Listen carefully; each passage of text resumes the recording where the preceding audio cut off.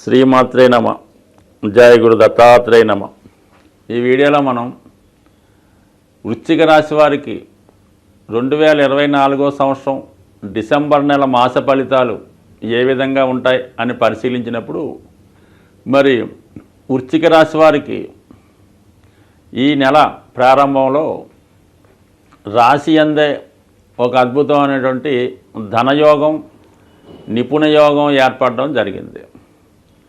మరి దశమాధిపతిగా ఉన్నటువంటి రవి రాశి అందే మిత్రక్షేత్రంలో సంచరించడం వల్ల జాతకుడికి ఉద్యోగ విషయంలో కాన్ఫిడెన్స్ పెరుగుతుంది. స్వతంత్రంగా తను ఏ పైనైనా చేయగలను అన్నటువంటి సమర్థవంతంగా ఉండడం జరుగుతూ ఉంటుంది. అంటే వ్యక్తిగతంగా వారి యొక్క హోదా స్టేటస్ పెరుగుతుంది. ఇక బుధుడు లాభాధిపతిగా ఉన్నటువంటి బుధుడు రాశిలోకి సంచరించడం వల్ల జాతకుడికి ధనలాభం ధన సౌకర్యం పెరుగుతుంది. తన తెలివితేటలతో రెగ్యులర్గా వస్తున్నటువంటి ఆదాయంతో పాటు అదనపు ఆదాయాన్ని కూడా సంపాదించే విధంగా అవకాశం ఉంటుంది. అలాగే ప్రభుత్వ పథకాలు జాతకుడికి అనుకూలంగా ఉంటాయి. సో అలాగే ఎక్కువగా ఈ వృశ్చిక రాశి వారు ప్రభుత్వ ఉద్యోగంలో ఉన్న వాళ్ళకి ప్రభుత్వ సహకారం కానీ ప్రమోషన్ కానీ వృత్తిలో రెస్పాన్సిబిలిటీ కానీ జరిగే అవకాశం ఉంటుంది. సో ఏదైనా జాతకుడి యొక్క స్టేటస్ హోదా ఈ నెలలో పెరిగే అవకాశం ఉంటుంది. అలాగే డిసెంబర్ 15వ తారీఖు తర్వాత ఈ రవి లాభస్థానంలోకి రావడం జరుగుతుంది. అంటే దశమాధిపతిగా ధనస్థానంలోకి రావడం వల్ల వృత్తిలో ఆదాయం పెరుగుతుంది. కుటుంబంలో ఒకరికి ఏదో ఒక ఉపాధి అవకాశం రావడం వల్ల కుటుంబ ఆదాయం కుటుంబ గౌరవం పెరిగే అవకాశం ఉంటుంది. అలాగే మీరు కూడా చాలా తెలివితేటలుగా అథారిటేటివ్గా మాట్లాడడం వల్ల మీ కుటుంబంలో ఉన్నటువంటి సమస్యలు సాల్వ్ అవుతాయి. కుటుంబంపై ఒక విధమైనటువంటి పట్టు సాధించే అవకాశం ఉంటుంది. సో అలాగే మీ కుటుంబం యొక్క గౌరవం హోదా మరి డిసెంబర్ 15 తర్వాత అనుకూలంగా ఉండే అవకాశం ఉంది. బట్ ఏదైనా ఈ రాశి యందు ఏర్పడినటువంటి ఈ బుధాదిత్య యోగం ఇది విద్యార్థులకి చాలా అనుకూలంగా ఉంటుంది. వాళ్ళలో ఉన్నటువంటి టాలెంట్కి తగిన గుర్తింపు రావడం జరుగుతుంది. ఒక మంచి గురువు లభించడం వల్ల మీ యొక్క విద్యా విషయాలు పెంచుకుంటారు. ప్రభుత్వ సహకారం కూడా మీకు లభించే అవకాశం ఉన్నది. ముఖ్యంగా వివాహ సంబంధించిన విషయాల్లో సప్తమ స్థానంలో గురుగ్రహ సంచారం అంటే పంచమాధిపతి సప్తంలో ఉన్నప్పుడు జాతకుడు తన సొంత నిర్ణయం ద్వారా అమ్మాయిని కానీ అబ్బాయిని కానీ సెలెక్ట్ చేసుకొని అతని యొక్క నిర్ణయంతోనే వివాహం జరగడానికి గ్రహస్థితి అనుకూలంగా ఉంది. సో దీనికి ముఖ్యంగా ఏంటంటే శుక్రుడు సప్తమాధిపతిగా ఉన్నటువంటి శుక్రుడు 3వ స్థానంలో సంచరించినప్పుడు ఆల్రెడీ మీకు పరిచయం ఉన్నటువంటి అమ్మాయి మీ క్లాస్మేట్ అవ్వచ్చు, మీ మిత్రుల ద్వారా అవ్వచ్చు, అంటే వివాహానికి ముందు ఒకరికి పరిచయం ఉంటుంది. అటువంటి అమ్మాయి కానీ అబ్బాయి కానీ రావడం వల్ల ఎక్కువగా ఈ వృశ్చిక రాశి వారికి వివాహంలో ఉన్నటువంటి ఆటంకాలు తొలగే అవకాశం ఉంది. అంటే సప్తంలో ఒక శుభగ్రహం, తృతీయంలో ఒక శుభగ్రహం. అంటే వివాహానికి ఇప్పుడు 3, 7, 11 స్థానాలు యాక్టివేట్ అవ్వాలి. అంటే 3వ స్థానం అన్నది ఏంటంటే వివాహం మాటలు, పెళ్లి చూపులు, దానికి సంబంధించినటువంటి కార్యక్రమాలు, పెళ్లి పిలుపులు, శుభలేఖలు పంచుకోవడం ఇవన్నీ 3వ స్థానం చెప్తుంది. అక్కడ శుక్రుడు ఉన్నాడు. కంపల్సరిగా ఈ పెళ్లి సంబంధించిన పనులు ప్రారంభమవుతాయి.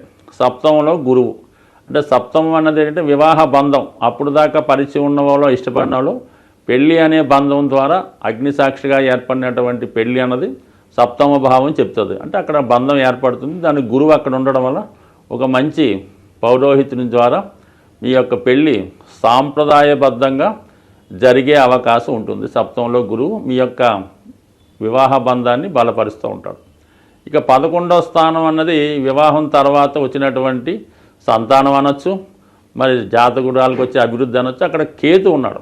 కేతువు కూడా ఒక విధంగా మీకు ఈ వృశ్చిక రాశి వారికి రాష్ట్రాధిపతి లగ్నాధిపతి అవుతాడు కాబట్టి భగవంతుని యొక్క అనుగ్రహంతో మీ యొక్క వివాహ బంధం సక్సెస్ అయ్యే అవకాశం ఉంది. మొత్తం మీద మరి అటు వృత్తి సంబంధించిన విషయాల్లో రవి బుధులు రాశి యందు ఉండడం వల్ల వృత్తిలో ఏర్పడుతుంది, వృత్తిలో అభివృద్ధి కలుగుతుంది. ఫర్ ది సేమ్ టైం ఈ 3, 7, 11 భావాలు యాక్టివేట్ అవ్వడం వల్ల వివాహం దానికి సంబంధించిన బంధం అంటే జీవితంలో ఎవరికైతే ముఖ్యమైనటువంటి 2 విషయాలు, ఒకటి ఉద్యోగం, ఒకటి ఏంటంటే వివాహం. ఈ రెండు కూడా ఈ సమయంలో మీ యొక్క ప్రయత్నం బట్టి కలిగే అవకాశం ఉన్నది.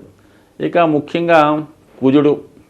ఈ కుజుడు ఈ వృశ్చిక రాశికి రాశ్యాధిపతి. అటువంటి కుజుడు భాగ్యస్థానంలో వక్రగమనంతో సంచరించడం జరుగుతుంది. సుమారుగా ఈ డిసెంబరు 6-7 తారీఖుల నుంచి వక్రగమనం పొందుతూ ఉంటాడు. అంటే ఒక విధంగా ఏముంది, లగ్నాధిపతి భాగ్యస్థితి ఉన్నప్పుడు జాతకుడికి విదేశ ప్రయత్నాలు ఫలిస్తాయి. అతనిలో ఉన్నటువంటి దైవ కార్యక్రమాలు, పుణ్య కార్యక్రమాలు, ఈ జన్మలో చేసుకున్నటువంటి మంచి ఫలితాలు ఒక గుర్తింపుకు రావడం జరుగుతూ ఉంటుంది. అంటే సాధారణంగా రాశ్యాధిపతిగా ఉన్నటువంటి గ్రహం నీచ స్థితిలో ఉన్నప్పుడు సాధారణంగా జాతకుడికి మంచి ఫలితాలు రావడం జరగదు. అయితే వృశ్చిక రాశి వారికి ఇది కొంత డిఫరెంట్గా ఉంటుందన్నమాట. అంటే వృశ్చిక రాశి నుంచి 9వ రాశి కర్కాటకం అవుతుంది. ఈ విధంగా రావడం వల్ల కంపల్సరీగా జాతకుడికి ఇది యోగంగానే ఉంటుంది తప్ప నీచ అన్నది ఏంటంటే ఈ వృశ్చిక రాశి వారికి ఎట్టి పరిస్థితులు కూడా వర్తించదు. అలాగే మరి శుక్రుడి యొక్క దృష్టి ఇవన్నీ కూడా జాతకుడికి వివాహం తర్వాత ఏర్పడినటువంటి వివాహ బంధం కూడా చాలా బలంగా ఏర్పడే అవకాశం ఉంది. కాబట్టి ఈ నెలలో మాత్రం జాతకుడికి ఒక విధమైనటువంటి లైఫ్ సెటిల్మెంట్ రాబోతుంది. స్వస్తి. గ్రహాల యొక్క స్థితి పరిశీలించినప్పుడు ఏదైనా ఏ రాశి వారికైనా ఏ లగ్నం వారికైనా బాగా కష్టపెట్టాలన్నా సంతోషాన్ని ఇవ్వాలన్నా కూడా 2 గ్రహాలు ప్రధానంగా ఉండడం జరుగుతుంది. అందులో ఏంటంటే ఒకటి కుజగ్రహం, ఒకటి శనిగ్రహం.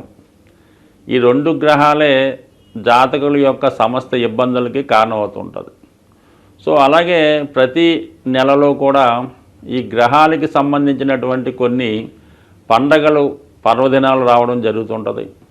ఆ సమయంలో ఆ గ్రహాలకి పరిష్కారం చేసుకోవడం వల్ల ఎక్కువ ఫలితాన్ని జాతకుడు పొందడం జరుగుతూ ఉంటుంది. ముఖ్యంగా శని యొక్క అనుగ్రహం పొందడానికి అప్పుడప్పుడు వస్తున్నటువంటి ఈ శని త్రయోదశి చాలా ఇంపార్టెంట్గా ఉండడం జరుగుతుంటుంది. అంటే ఆ శని త్రయోదశి నాడు విధి విధానంగా శనికి తైలాభిషేకం చేసుకొని పూజ చేసుకోవడం వల్ల గతంలో కన్నా ఎక్కువ మంచి ఫలితాన్ని శని భగవానుడు ఇవ్వగలుగుతూ ఉంటాడు. అటువంటి శని త్రయోదశి ఈ డిసెంబర్ నెల 28వ తారీఖున రావడం జరుగుతుంది. ఆ రోజు శనివారం. అలాగే అనురాధ నక్షత్రం రావడం వల్ల ఆ రోజు కంపల్సరిగా మరి అసలు రాశితో సంబంధం లేకుండా అందరూ కూడా ఆ రోజు విధి విధానంగా శని భగవాన్ని తైలాభిషేకం చేసుకోవడం, అదే రోజు శివాలయంలో శివుడికి అభిషేకం చేసుకోవడం వల్ల మరి కంపల్సరిగా శని యొక్క అనుగ్రహానికి పాత్రులవుతారు. అలాగే కుజుని యొక్క అనుగ్రహం కోసం ఇదే డిసెంబర్ నెల 7వ తారీఖున సుబ్రహ్మణ్య షష్ఠి రాబోతుంది. సో కుజగ్రహ అనుగ్రహం పొందాలంటే కంపల్సరీగా సుబ్రహ్మణ్య స్వామి ఆరాధన చేసుకోవడం వల్ల మరి కుజుని ద్వారా వచ్చే ఇబ్బందులు, ఒకటి వివాహం ఆలస్యం అవడం, వివాహంలో గొడవలు, విడాకుల సమస్యలు, సంతానం కలగకపోవడం, పిల్లలకి అనారోగ్యం, ఆర్థికపరమైన సమస్యలు, ఇవన్నిటికీ కూడా కుజుడే కారణమవుతుంటాడు. సుబ్రహ్మణ్య స్వామి ఆరాధన వల్ల కుజగ్రహ అనుగ్రహం పొందడం జరుగుతుంది. అటువంటి సుబ్రహ్మణ్య షష్ఠి రోజు ఖచ్చితంగా విధి విధానంగా ఉపవాసం ఉండి మరి ఆ సుబ్రహ్మణ్య స్వామికి వీలైన వారు అభిషేకాదులు నిర్వహించుకోవడం వల్ల, ఆ రోజు ఉపవాసం ఉండడం వల్ల కంపల్సరిగా ఈ 2 గ్రహాల యొక్క అనుగ్రహానికి పాత్రలవడం జరుగుతుంది. కాబట్టి కంపల్సరిగా మరి ఈ 2 కంపల్సరిగా పాటించండి. అలాగే చాలా వరకు ఈ నెలలో మీకు ఏ ఇష్టదైవాన్ని పూజించుకున్నా మంచి ఫలితం పొంది ఆ గ్రహాల యొక్క అనుగ్రహానికి పాత్రలవుతారని ఆశిస్తూ స్వస్తి.